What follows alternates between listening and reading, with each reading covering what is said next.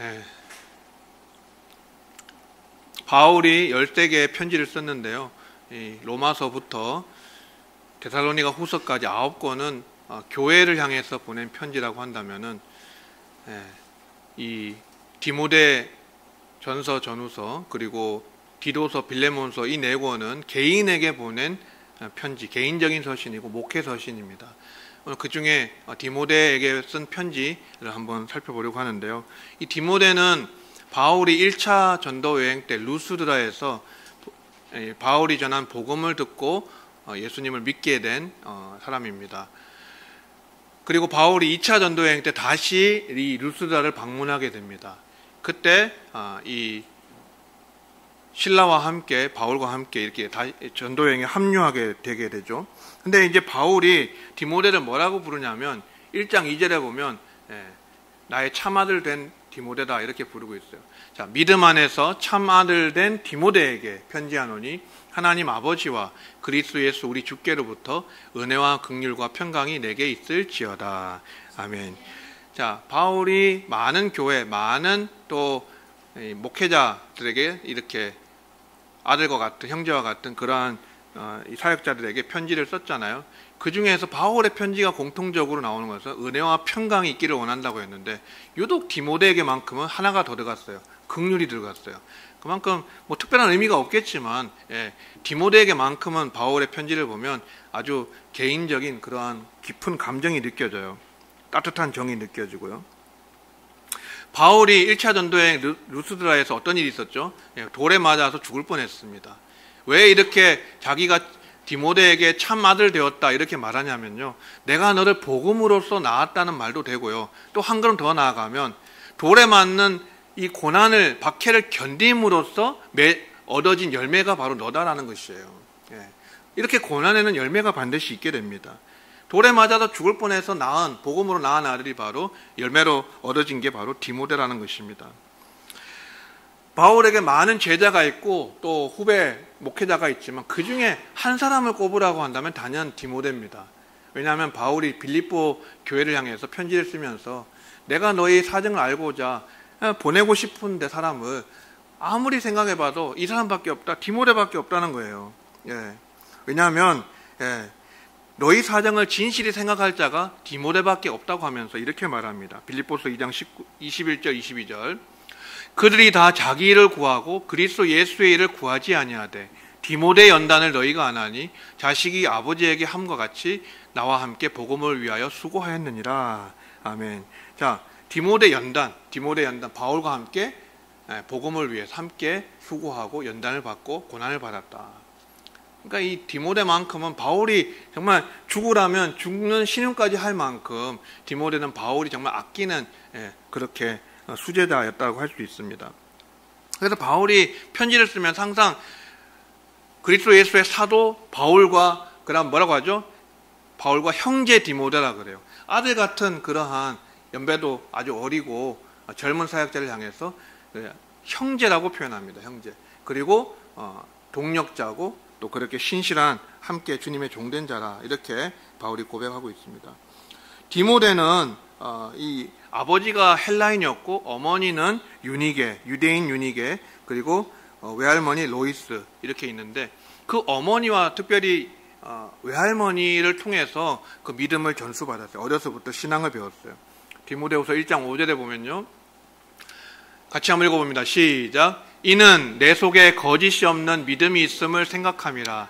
이 믿음은 먼저 내 외조모 로이스와 내 어머니 유니게 속에 있더니 내 속에도 있는 줄을 확신하노라. 아멘.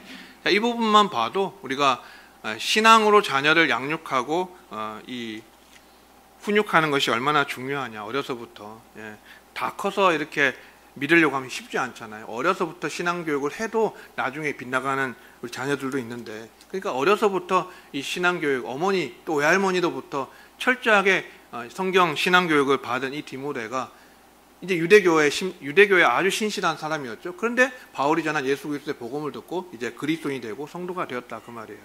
거짓이 없는 믿음이 있었다. 디모데는요, 바울의 참 아들 또 제자 동력자로서 이렇게 함께 사역하다가 바울의 순교 이후에는 에베소에서 이렇게 목회를 하다가요, 도미티안 황제 박해 때에 64세쯤에 순교한 것으로 전해지고 있습니다. 디모데는 신체적으로 좀 허약했던 것 같아요. 그러니까 바울이 자주 나는 병을 위해서 포도주를 조금씩 쓰라 그러죠. 예, 병이 많았습니다. 그리고 또 다소 소심했던 것 같아요. 그리고 젊어서부터 연수할 때부터 목회를 했기 때문에 너의 연수함을 아무도 업신여기지 못하도록 내가 올 때까지 말씀에 대해서 읽는 것과 권하는 것과 가르치는 것에 창념하라, 그렇게 고면했습니다. 젊은 사역자, 특히 젊은 주의 종들이 무엇으로 성도들을 양육하고 이끌어 가겠습니까? 저와 같이 말씀에 올인할 수밖에 없어요. 하나님께서 말씀의 권위를 주는 수밖에 없어요. 삶의 경험도 부족하고 연륜도 부족하고 지혜도 부족하잖아요. 그러니까 업신여김을 당할 수 있거든요. 그러니까 바울은 디모데에게 너는 오로지 말씀에 전무해라. 그래서 너의 연수함을 업신여기지 못하게 하라. 주의 종이라고 해도 스스로 권위를 내세울 수 없습니다. 그죠? 하나님이 세워주시는 권위가 있어야 되는데 그게 바로 말씀의 권위거든요. 근데 바울이 디모데 후서에 보면요, 마지막 서신인데 그 서신에 특별히 디모데에게 아주 개인적이고 사사로운 얘기를 합니다. 거기 4장 9절과 21절 보면요, 너는 어서 속히 내게로 오라. 너는 겨울 전에 어서 오라. 2번이나 나에게 오라. 내가 널 보고 싶다 말합니다. 이 바울이 2차 로마의 감옥에 투옥되었을 때 마지막으로 거의 쓴 편지인데, 내게로 오래요. 빨리 오래요. 그러니까 보고 싶다. 그리고 이 얘기를 하는 문맥에서 보면 많은 사람들이 바울의 동력했지만 바울이 이 얘기를 합니다. 아시아의 모든 사람이 다 나를 버린 일이 있었다. 그러니까 다 버렸을 때가 있었는데 그 중에 한 사람이 누굽니까? 데마죠. 데마는 골로새서의 이름이 등장합니다. 그러니까 누가와 데마가 너희에게 함께 문안한다 그러거든요. 한때는 함께 믿고 함께 사역까지 했던 동력자인데 데마는 세상을 사랑하여서 세상으로 가버렸습니다. 그런 많은 사람들 이름이 나옵니다. 그러면서 바울은 디모데에게 너는 어서 내게로 와라. 내가 널 보고 싶구나 라고 얘기합니다. 끝까지 바울 곁을 지켰던 한 사람 동력자, 형제 디모데였습니다. 오늘은 이러한 디모데에게 두 편의 쓴 편지 중에 첫 번째 디모데전서 본문 말씀을 통해서 하나님의 사람아, 오직 너 하나님의 사람아, 디모데를 향해서 하나님의 사람이라고 부르고 있는데 이 하나님의 사람 디모데에게 바울은 어떤 것을 권면하고 명령하고 있는지 살펴보겠습니다. 자, 먼저 우리 6절 말씀 보시겠습니다. 같이 한번 읽어볼까요? 시작. 그러나 자족하는 마음이 있으면 경건은 큰 이익이 되느니라. 아멘. 자, 자족하는 마음이 있으면 경건이 큰 이익이 된다. 자족하는 마음이 경건과 함께 할 때 큰 이익이 된다는 것이에요. 자족한다는 게 뭡니까? 스스로 만족한다는 거잖아요. 스스로 넉넉하다고 느끼는 것이에요. 그런데 넉넉해서 넉넉하다고 느끼는 게 아닙니다. 넉넉하지 않지만 스스로 넉넉하게 느끼는 거예요. 그렇게 만족하는 거예요. 필요 이상으로 더 원하지 않고 바라지 않고 그것을 가지려고 하지 않는 마음이 자족하는 마음입니다. 그런데 자족하는 마음 자체가 이익이 되는 게 아니라 유익이 되는 게 아니라요, 반드시 경건과 함께해야 큰 이익이 된다는 말이에요. 왜 그렇죠? 참된 자족은요, 예수 그리스도 안에 있기 때문에 그래요. 경건을 통해서 예수님 안에 있을 때만 우리가 참된 만족을 얻을 수 있다 그 말이에요. 하나님을 아버지로 모시고 예수님을 주로 모신 사람만 이렇게 온전히 자족할 수 있습니다. 그래서 다윗이 뭐라고 고백하죠? 하나님이 나의 목자시니. 시편 23편 1절 같이 한번 읽어봅니다. 시작. 여호와는 나의 목자시니 내게 부족함이 없으리로다. 아멘. 다윗은 하나님이 내 목자시기 때문에 부족함이 없다는 말은요, 내가 더 원하는 게 없다는 뜻이에요. 더 바랄 게 없다는 거예요. 하나님이 내 목자면 다다라는 것이에요. 내 인도자가 되시고 내 주인이 되시고 내 구주가 되시면 더 바랄 것이 없고 더 필요한 게 없다 그 뜻입니다. 다시 말해서 여러분, 성도는요 주님 안에 있을 때 온전히 만족할 수 있고 참된 만족은 오직 주님 안에 있다라는 것이에요. 사람의 욕망은 끝이 있습니까? 끝이 없습니다.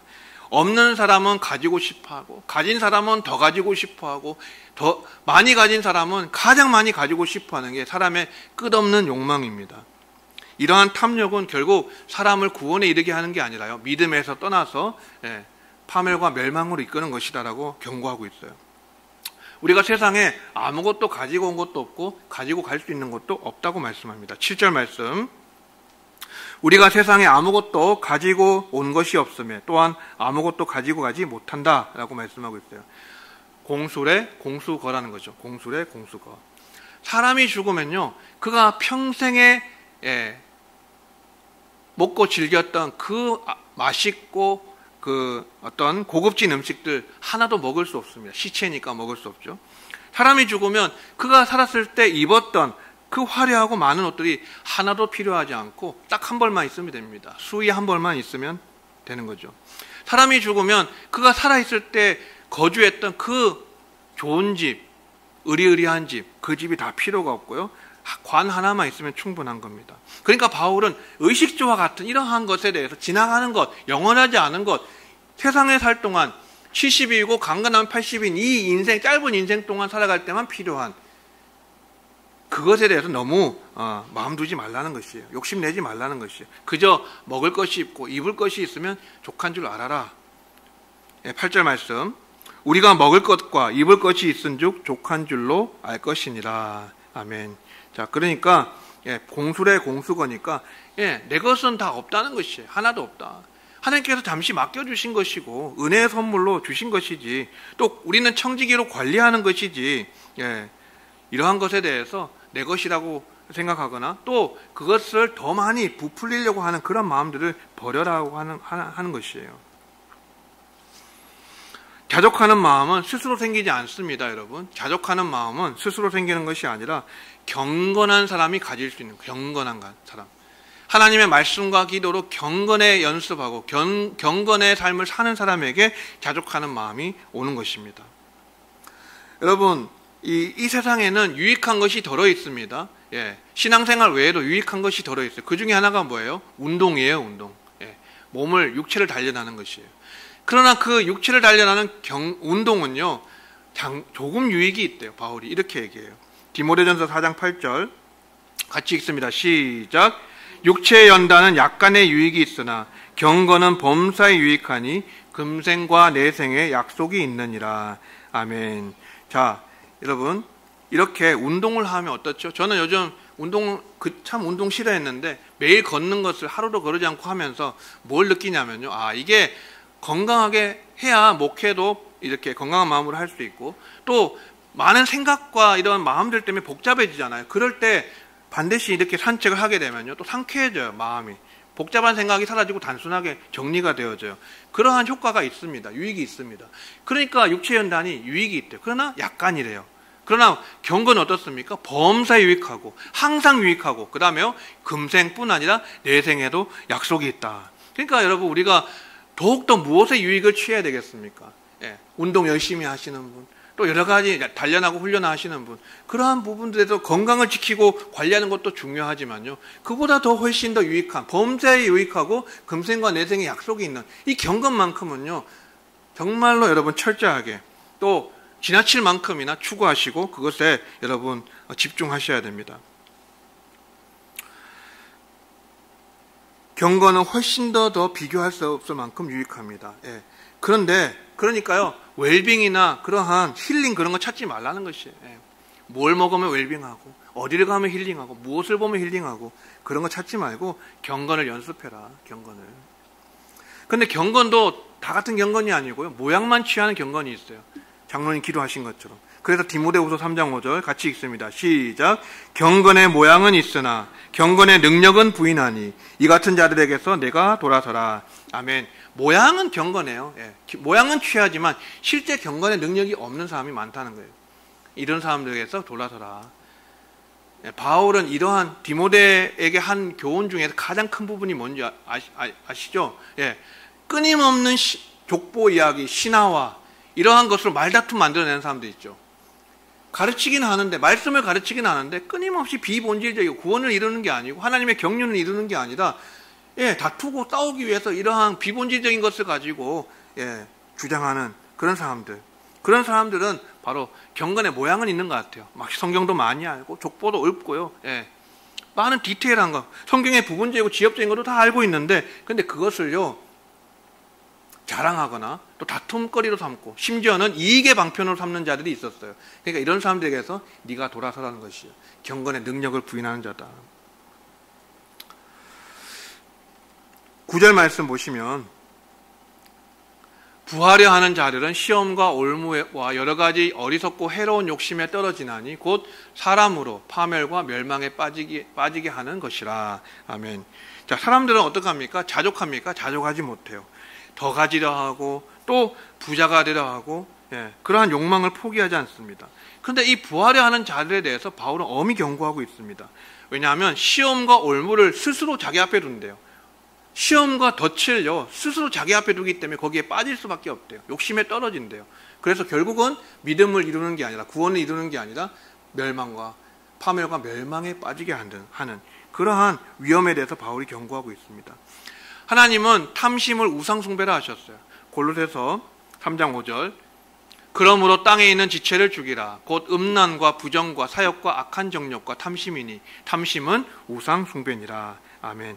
탐하는 마음, 더 가지고 싶은 마음, 충분한데도 부족함이 없는데 더 가지고 싶은 마음, 이 탐심이잖아요. 탐욕.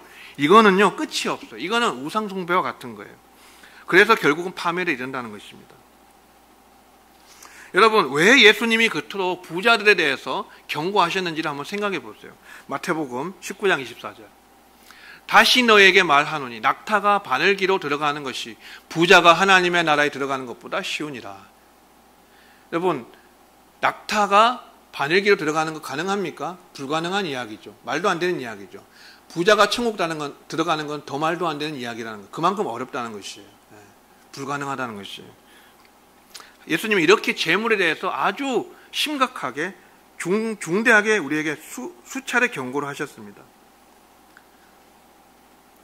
부자만 그러는 게 아니라요, 부하려 하는 자들, 부를 원하는 사람, 그리고 탐심을 가진 사람 다 동일합니다. 왜냐하면 하나님과 재물을 겸하여 섬길 수 없다고 하셨기 때문에. 마태복음 6장 24절 같이 읽어봅니다. 시작. 한 사람이 두 주인을 섬기지 못할 것이니 혹 이를 미워하고 저를 사랑하거나 혹 이를 중히 여기고 저를 경히 여김이라. 너희가 하나님과 재물을 겸하여 섬기지 못하느니라. 아멘. 여러분, 돈 자체는 악하지 않습니다. 악하다고 말할 수는 없습니다. 선하다고도 말할 수 없지만 악하다고도 말할 수 없어요. 그러나 돈을 사랑하는 마음은요 악한 것이에요. 악하다 못해 모든 악의 뿌리가 됩니다. 그래서 10절에 이렇게 말하죠. 같이 한번 읽어봅니다. 시작. 돈을 사랑함이 일만악의 뿌리가 되나니 이것을 탐내는 자들은 미혹을 받아 믿음에서 떠나 많은 근심으로써 자기를 찔렀도다. 아멘. 자, 세상에서 일어나는 대부분의 범죄가 뭐 때문에 일어납니까? 돈 때문에 일어나잖아요. 자식이 부모를 죽이고 부모가 자식을 죽이고 돈 때문에. 많은 범죄. 여기 일만악의 뿌리라고 했는데 원래 문자적으로는요 모든 악의 뿌리가 돈을 사랑함이라고 그랬어요.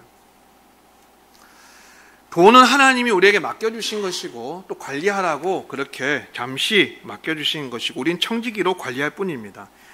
내가 돈을 사랑하는지 하나님을 사랑하는지 돈을 섬기는지 하나님을 섬기는지 알 수 있는 가장 간단한 방법은 이겁니다.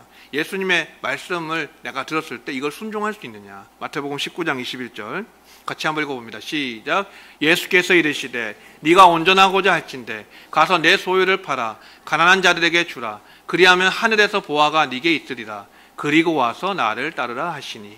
아멘. 주님께서 내게 만약 이것을 요구하실 때 내가 순종할 수 있으면 내가 하나님을 주인으로 섬기는 것이고, 이게 안 되면은요 하나님이 주인이 아니라 재물을 주인으로 섬기고 있다는 뜻이에요.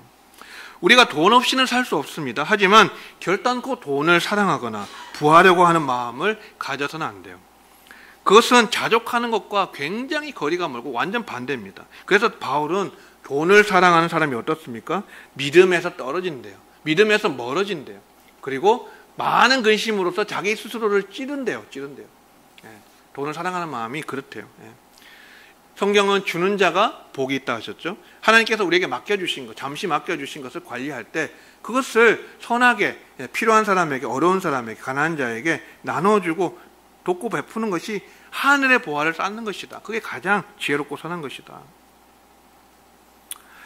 바울은 디모데를 향해서 오직 너 하나님의 사람아 이렇게 부르고 있습니다. 11절 말씀 같이 읽어봅니다. 시작. 오직 너 하나님의 사람아 이것들을 피하고 의와 경건과 믿음과 사랑과 인내와 온유를 따르며. 아멘. 자, 하나님의 사람아, 오직 너 하나님의 사람아. 바울이 디모데를 향해서 오직 너는 하나님의 사람이다 라고 부르고 있습니다. 이렇게 부른 이유가 뭘까요? 바울과 함께 했던 수많은 동역자들이 있었고 바울과 함께 일했던 또 복음을 전했던 자들이 있었을 뿐 아니라 바울과 직접적으로 관련은 없었지만 복음을 위해서 함께 복음을 전도했던 사람들이 많이 있었지만 바울은 이 문맥 속에서 보면 그들은 뭐예요? 다툼을 일으키고 변론을 하기를 좋아하고 심지어는 어떻게 해요? 경건을 이익의 수단으로 삼는 자들이래요. 이익의 수단으로 삼는 자들이다. 5절에 보세요. 마음이 부패해지고 진리를 잃어버려 경건을 이익의 방도로 생각하는 자들의 다툼이 일어났느니라.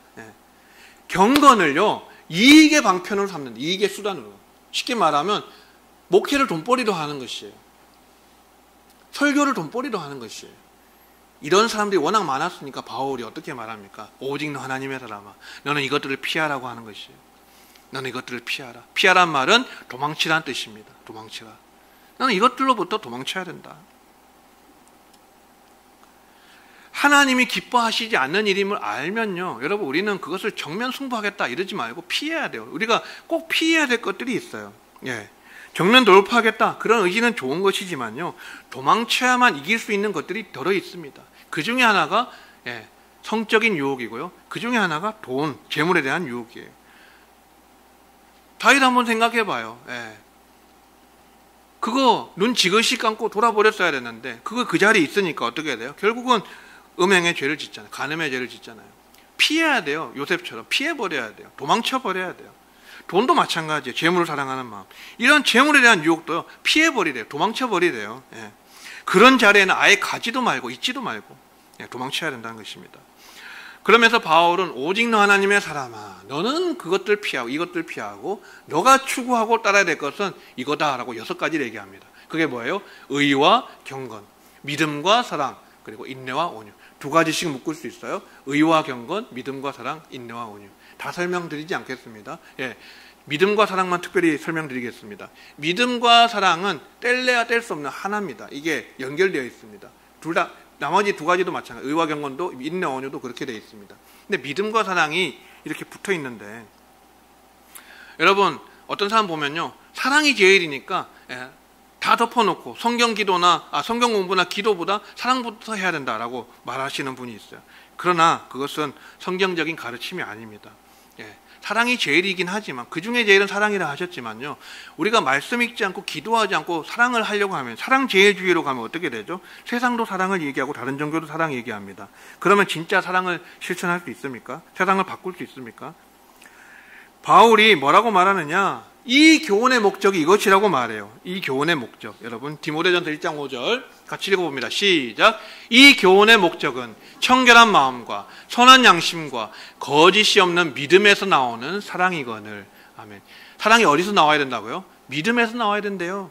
거짓이 없는 믿음에서 나오는 사랑이 이 교훈, 성경의 교훈의 목적이래. 목적. 그러니까 사랑 자체가 목적이 되면 안 됩니다. 믿음에서 출발해야 되는 거예요. 믿음에서 나와야 하는 것이에요. 그러기 위해서 어떻게 해야 됩니까? 경건에 힘써야 되고 말씀과 기도에 힘을 써야 되고요. 여러분 우리가 왜 경건에 힘써야 됩니까? 왜 믿음에 정말 우리가 힘을 써야 됩니까? 그러지 않고요, 부지런히 애쓰고 부지런히 경건에 훈련을 하지 않으면요, 우리는 자연적으로 세상적인 것에 끌리게 되어 있어요. 세상적인 것에 끌리게 되어 있다니까요. 여러분 지난 한 주간 한번 생각해 보세요. 내가 무엇을 많이 생각하고 무엇을 마음에 많이 품었는지.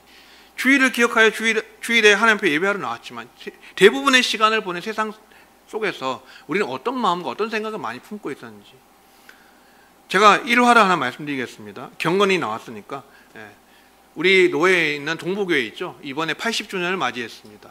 이 동부교회가 지금 4대 담임 목사님을 아직도 청빙을 못해서 그런 기도 가운데 있는데 2대 담임 목사님이 김덕신 목사님이라는 분입니다. 이분이요 어떤 목회를 했느냐, 그 당시에 영남권에서 아마 가장 영향력 있는 목사님이었을 거예요. 그 금요 철야에 수많은 사람들이 모여왔대요. 저는 가보지 못했는데 어렸을 때라서. 그런데 그 목사님이 무엇으로 목회 철학을 삼았느냐, 목회는 무릎으로 하는 것이다 그랬어요. 그래서 이런 말을 했습니다. 무도무능, 소도소능, 다도다능. 무슨 뜻일까요? 기도 안 하면 능력 없고, 조금 기도하면 조금 능력이 나타나고, 많이 기도하면 많이 능력 나타난다. 이걸요 제가 아는 그 동북의 장로님이 아직도 기억하고 계시더라고요. 아직도 그 얘기를 아직도 하세요. 지금 그 후에 3대 담임 목사님이 원로가 되셔서 떠나셨는데, 이미 떠나셨는데 아직도 그 이전의 목사님을 그리워하고 있어요. 많은 분들이.